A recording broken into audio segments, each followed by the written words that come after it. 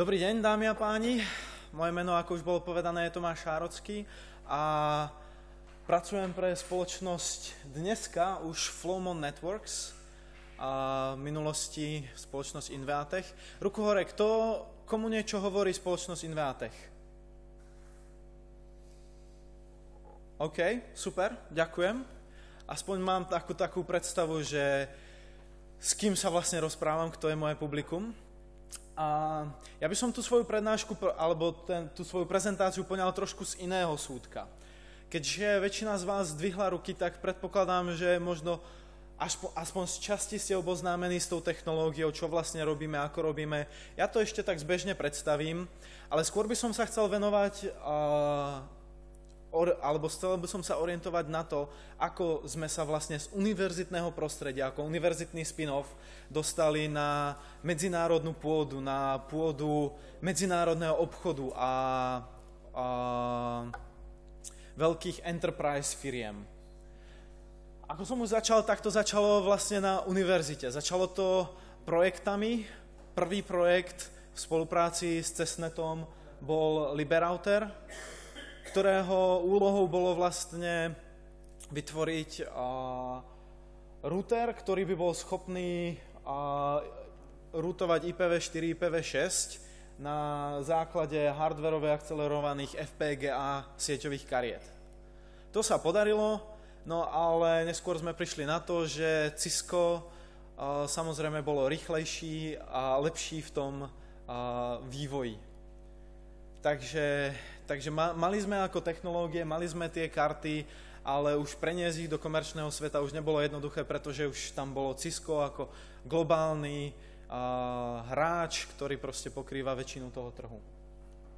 Druhý projekt, v ktorom sme sa, alebo ľudia z Inveatech sa účastnili, tak to bol tzv. Scampy, ktorého úlohou bolo vytvoriť sieťové karty na rozhranie 10G, 10 gigabitov za sekundu, aby zvládali vlastne spracovať celý ten provoz a zachytávať ho. To sa tiež podarilo a vedúci týchto projektov navrhovali, aby sa výstupy z tohto projektu preniesli do komerčného sveta a nejak sa predávali. Tretí projekt bol v spolupráci so spoločnosťou Géant, projekt Géant 2, kde bolo za úlohu vytvoriť už konkrétne sondy na generovanie NetFlow štatistík. Ruku hore, kto má skúsenosť s NetFlow? Kto vie, čo je NetFlow? Niekto pracuje s tým? Jo? Super, ďakujem. Tak tento projekt bol vlastne zameraný na to, aby vznikla nejaká NetFlow sonda, ktorá by generovala tieto NetFlow štatistiky. To sa aj podarilo a znova bolo doporučenie, aby sa výstupy z tohto projektu preniesli do komerčného sveta. Tak OK, tak ako to teda prenesieme? To vlastne si tí zakladatelia spoločnosti premýšľali, ako vlastne sa dá preniesť univerzitný projekt do komerčného sveta. Tak prvá myšlienka bola v roku 2005, kedy vlastne sa chcela predať tá idea a tie výstupy z tých jednotlivých projektov nejakej už komerčnej firme, nejakému výrobcovi, ktorý už na trhu je. Lenže prvý problém, nie je vôbec jednoduché preniesť univerzitné projekty do komerčného sveta nejakým predajom. Tým, že vlastne to je univerzitný projekt, veľa ľudí sa na ňom poddielalo, veľa ľudí do ňoho dalo svoje know-how a svoje vlastne vedomosti, tak to vôbec nie je jednoduché. Druhý projekt, pokiaľ chcete preniesť technológiu, tak mali by ste preniesť aj tých ľudí, pretože tí ľudia tú technológiu vytvorili, tí ľudia vedia, čo je za tou technológiou a vedia ju posúvať aj ďalej. Poznajú tú filozofiu za tým. Tak OK, takže vlastne z toho nič nebolo, z tohto predaja. Tak prišiel o rok neskôr ďalší nápad, kedy vlastne sa povedalo, OK, tak si založme vlastnú spoločnosť. Nejakú malú spoločnosť a budeme to tam rozvíjať. Znova prvý problém, preniesť z univerzitného sveta nápad do komerčného nie je až tak jednoduchý, Avšak je to jednoduchšie ako v tom prvom prípade, pretože sa zakladá nová firma. A tí ľudia, ktorí vlastne vytvorili tú myšlienku, tak vedia prejsť do tej novej firmy. A druhý problém je, že tým, že je to univerzitný projekt, tak je tam viacej univerzít do toho zapojených a oni samozrejme, že chcú sa na tom spolupodielať nejako. A všetko toto bolo vyriešené a nakoniec spoločnosť Inveatech bola založená v júni alebo červnu roku 2007. A ako to celé teda vyzeralo? Tak začínajúci kapitál bol vo výške 100 000 eur, čiže nejaké tie 2 milióny korún, tak ako pokladá zákon, keď chcete založiť akciovú spoločnosť, základný kapitál 2 milióny korún. Čiže, čo to znamená, že tam nebol žiadny nejaký investor, žiadny nejaká veľká firma, ktorá by nahrnula peniaze, ktoré by financovali vlastne ďalší rozvoj tej spoločnosti. Začalo sa s tromi zamestnancami a vlastne s transferom tej technológie z Cessnetu.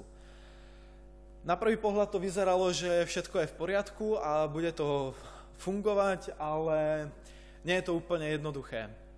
Časy boli veľmi ťažké a ako skúsenosť z toho akademického sveta prenesená do komerčného, nie je to úplne, nesúhlasí to. A to sme bohužiaľ zistili aj na vlastnej koži, pretože ten reálny svet vôbec nepozná NetFlow. Oni nevedia, čo to je. Ja osobne sám mám skúsenosť, keď som na veletrhu a rozprávam sa s nejakými firmami, sieťovými administrátormi. Neviem, čo to je. Viem, čo je SNMP, to používam, ale NetFlow moc o tom neviem.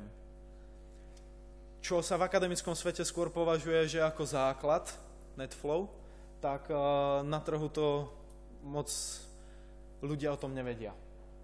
A ďalšia vec, pokiaľ máte nejaký ten prototyp alebo nejakú tú technológiu z toho projektu, to je fajn, to je super, to je všetko krásne, ale preniesť to do reálneho produktu, ktorý bude mať prínos pre ľudí, pre zákazníkov, to je vec druhá a vyžaduje si to určitý čas a úsilie. A čo viac, ten trh, keďže je to mladá, nová firma, tak nie je vôbec... Ten trh nezaujímajú nejaké nové technológie.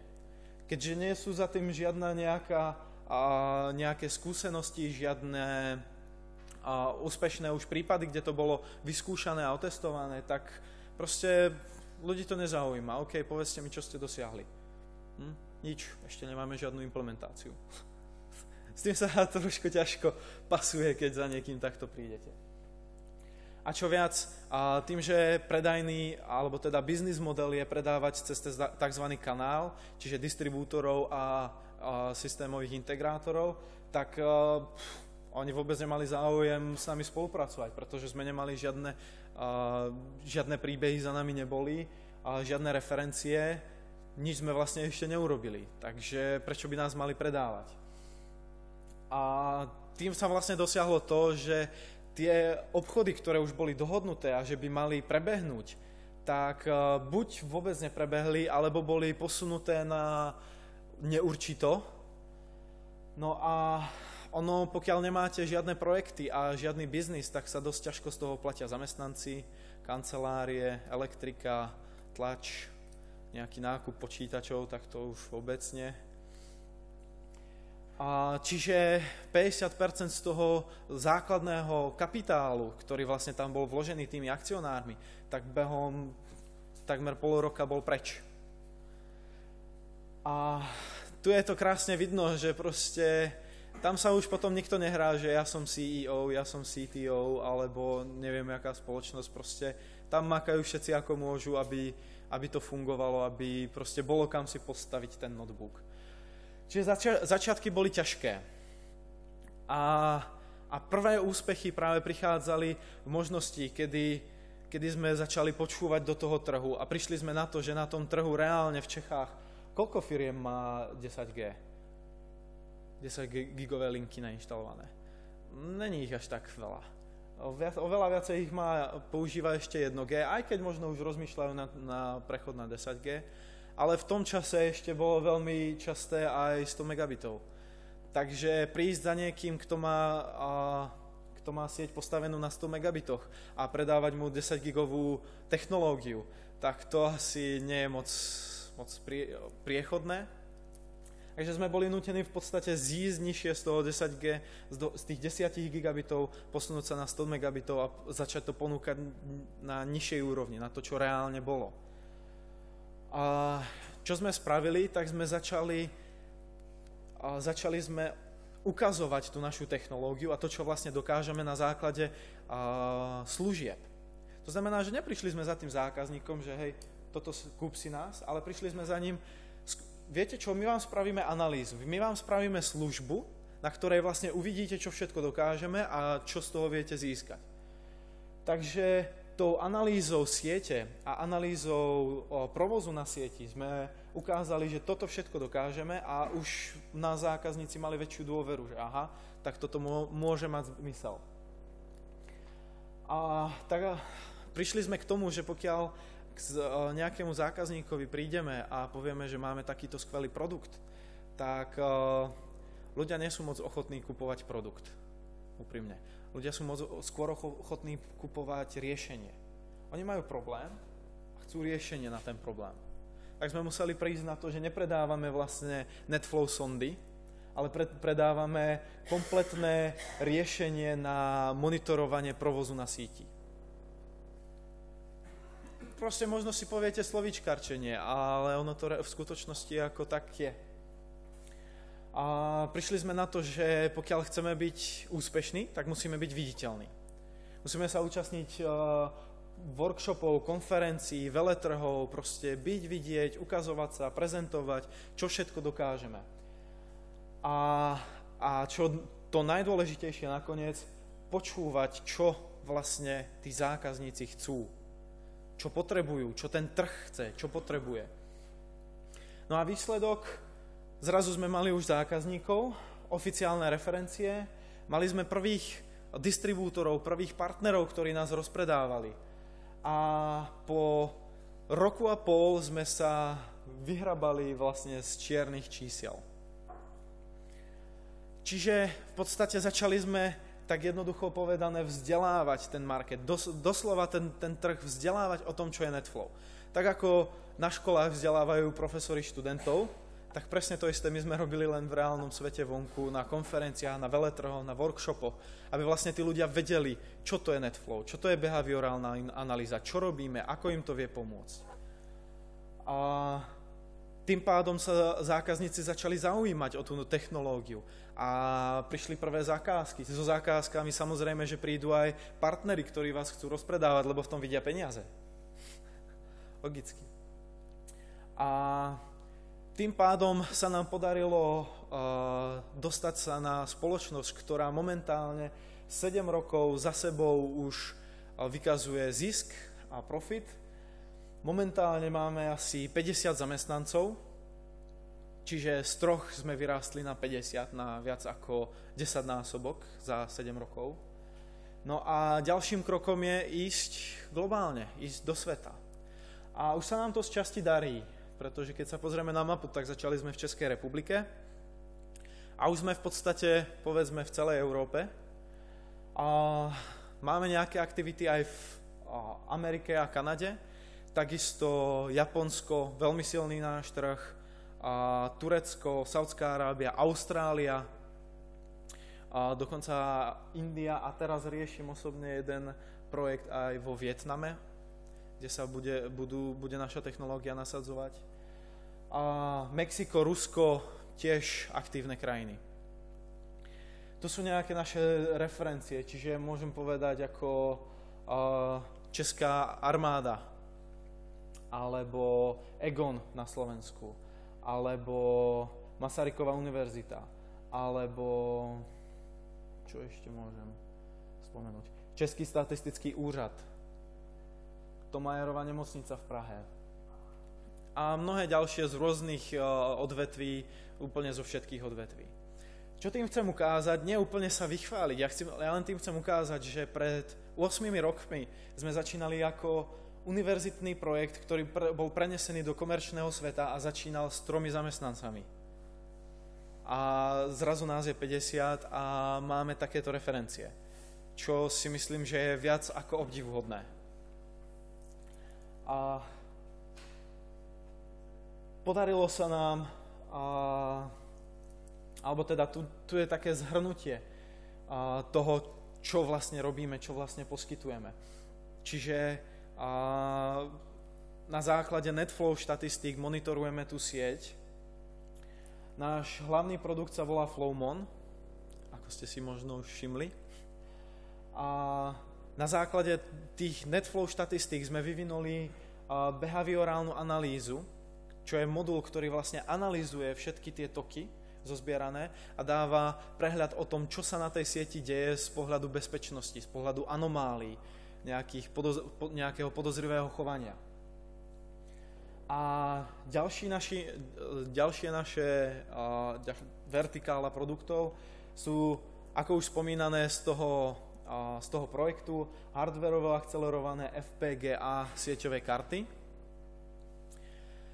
A toto sú vlastne hlavné kľúčové produkty, ktoré ponúkame. Prednedávnom, asi tak mesiac a pol dozadu, spoločnosť Invantec zanikla a vznikli dve spoločnosti.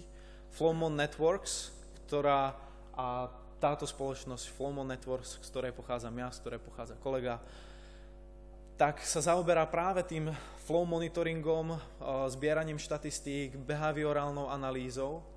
A druhá spoločnosť Netcope Technologies práve technológiami FPGA a High Frequency Trading a rýchlostnými, teda hardwareovo akcelerovanými sieťovými kartami. Ako to vlastne celé funguje? V prvom rade, aby som tak zhrnul pre tých, čo neviete, čo je Flowmon a ako NetFlow, ako to funguje, v prvom rade potrebujeme získať NetFlow štatistiky zo siete. NetFlow štatistiky alebo flow štatistiky tokov sú v podstate informácie z hlavičiek paketov. Čiže informácie o zdrojovej cieľovej IP adrese, zdrojový cieľový port, protokol, počet paketov, počet bajtov, časové známky a tak ďalej. Tieto štatistiky sa dajú získať či už to z routerov.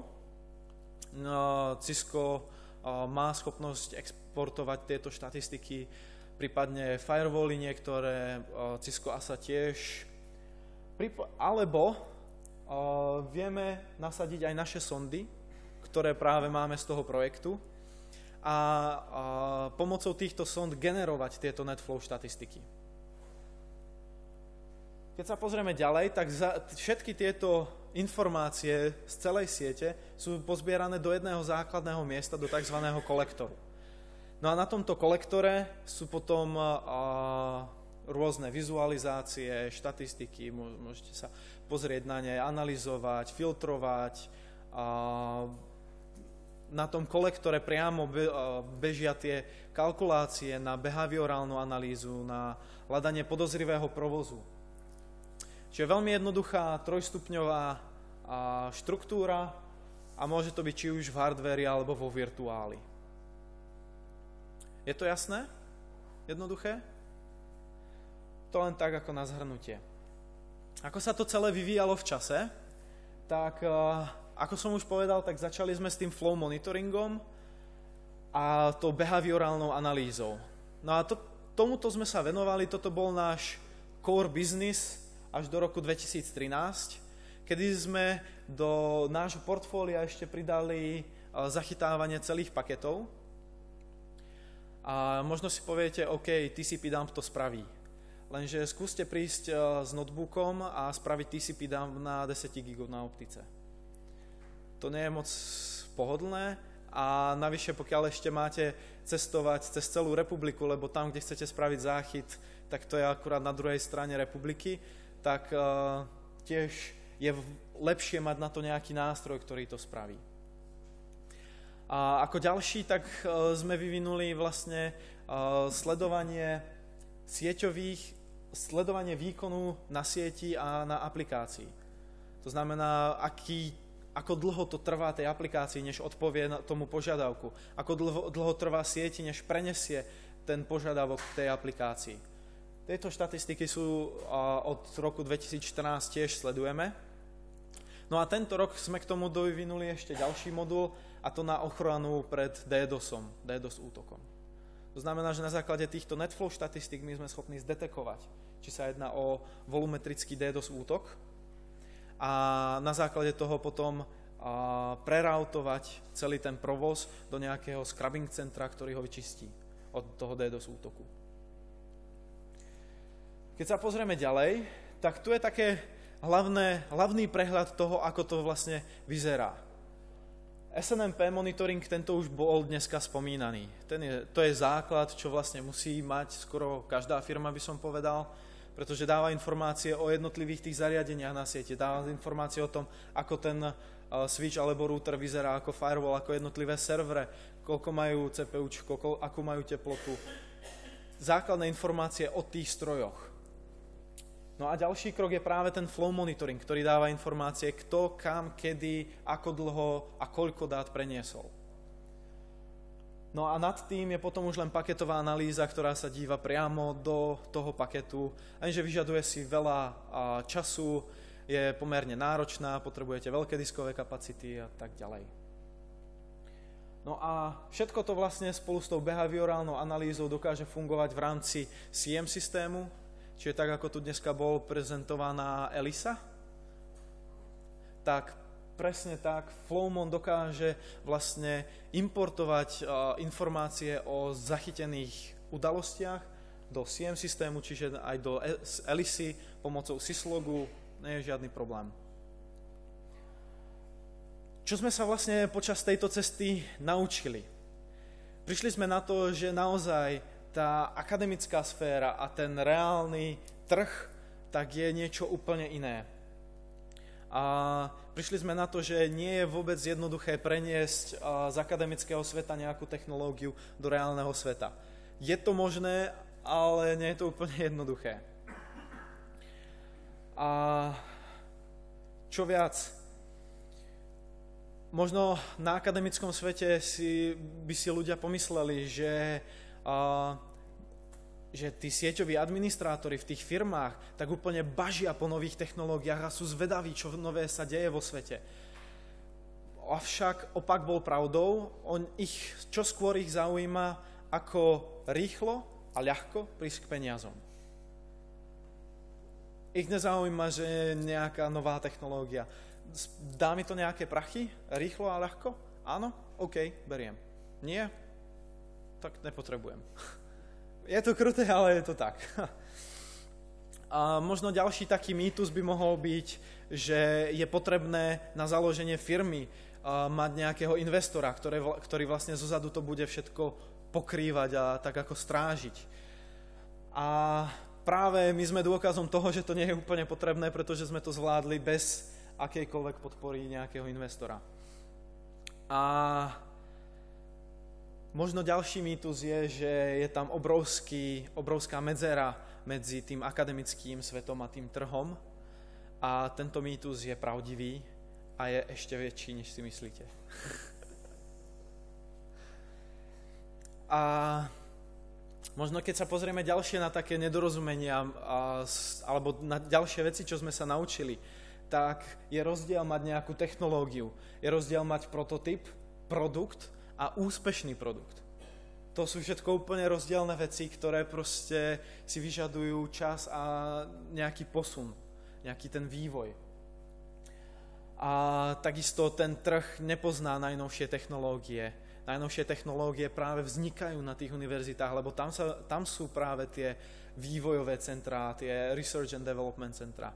A trh, oni proste fungujú, oni sa starajú o tú svoju sieť a keď k ním niečo príde, tak práve výrobcovia sú tí, ktorí ich musia vzdelávať. No a to je práve, to súvisí aj s týmto bodom, že tí hráči nie sú moc entuziastický do nových technológií. A čo viac, musíte dokázať, že tá technológia, ktorú máte, tak má prínos aj pre tú veľkú enterprise, pre toho veľkého zákazníka a že mu dokáže vyriešiť nejaké problémy. Ja napríklad som bol v kontakte s belgickou firmou KBC a KBC je v podstate matka ČSOBčky v Belgicku. Dostali sme sme tam kontakt priamo cez českú ČSOBčku a v podstate oni mi povedali, že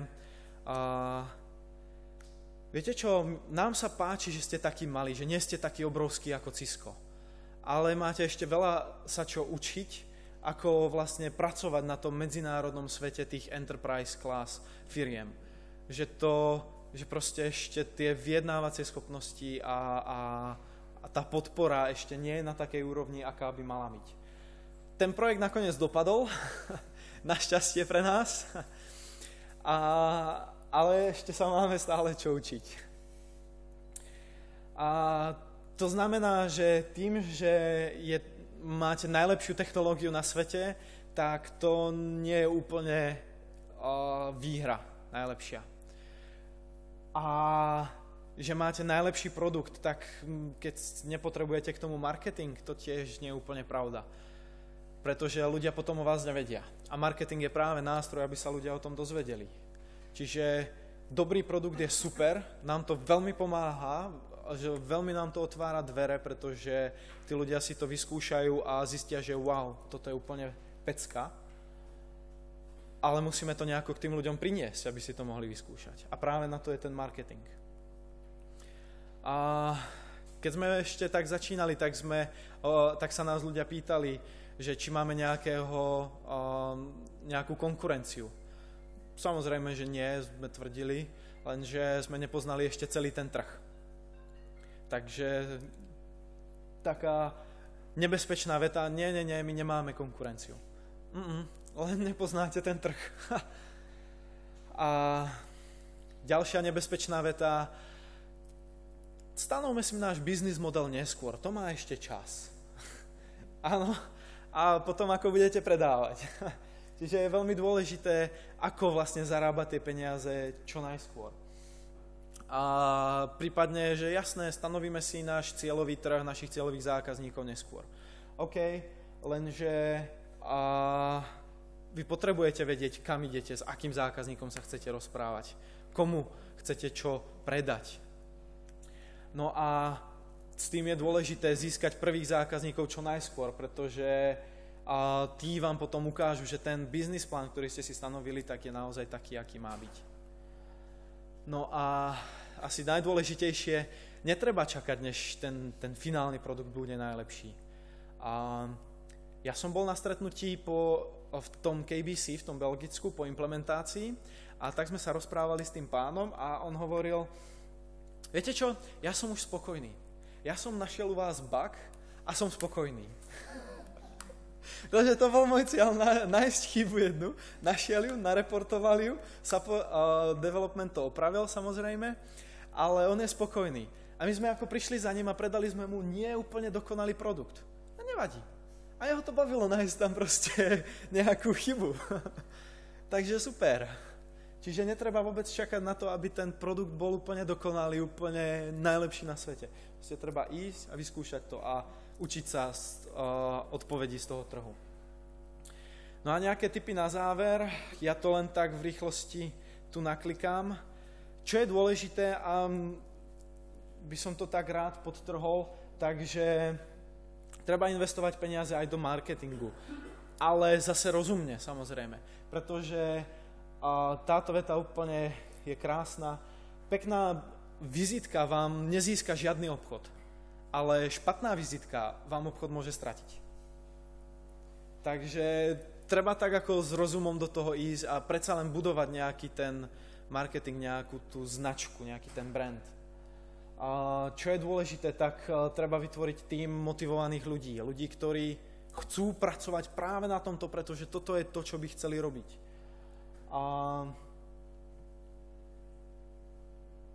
Čo také ešte z tohto? Áno, pokiaľ chcete prísť na trh a ukázať sa svetu, tak musíte sa stretávať s ľuďmi na networkingových akciách, na workshopoch, veletrhoch, konferenciách, kdekoľvek, kde sú ľudia, kdekoľvek, kde môžete prezentovať svoju firmu alebo firmu, ktorú zastupujete, treba tam byť, ukázať sa a byť videný doslova. Pretože tam potom sa vytvárajú také tie vzťahy medzi ľuďmi, ktoré potom prídu, ktoré potom sa pretavia do reálneho obchodu, do reálneho biznisu. No a jeden taký slajd na záver. Pokiaľ stále nemáte ešte svoj nápad z univerzitného sveta, ako začať svoju firmu a chceli by ste sa pridať k medzinárodnej firme, ktorá pôsobí v rôznych častiach sveta, tak hľadáme stále nejakých ľudí do nášho tímu, či už to nejakých programátorov, alebo pre-sales technikov, support technikov, product manažérov, obchodiákov. Stále sú nejaké pozície k dispozícii.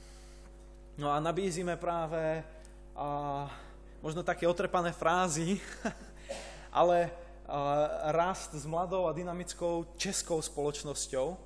Mladou, vidíte, nemám 50 rokov. A stále spolupracujeme aj s univerzitami, takže to napojenie na univerzitnú sféru tam je veľmi blízke. No a čo požadujeme? Tak v podstate len motiváciu niečo ukázať, niečo dokázať, schopnosť učiť sa, ideálne aktívna znalosť angličtiny a znalosť rumu. Pokiaľ máte radi diplomatiko alebo bucaniero, tak s tým u nás vo firme uspejete, to je len plus. Prípadne, až máte nejaké základné znalosti japonštiny, tak tie sú tiež výhodou, pretože naši japonskí zákazníci určite ocenia support v japonštine. A ja vám týmto ďakujem a dúfam, že som vás neunudil úplne. Ďakujem.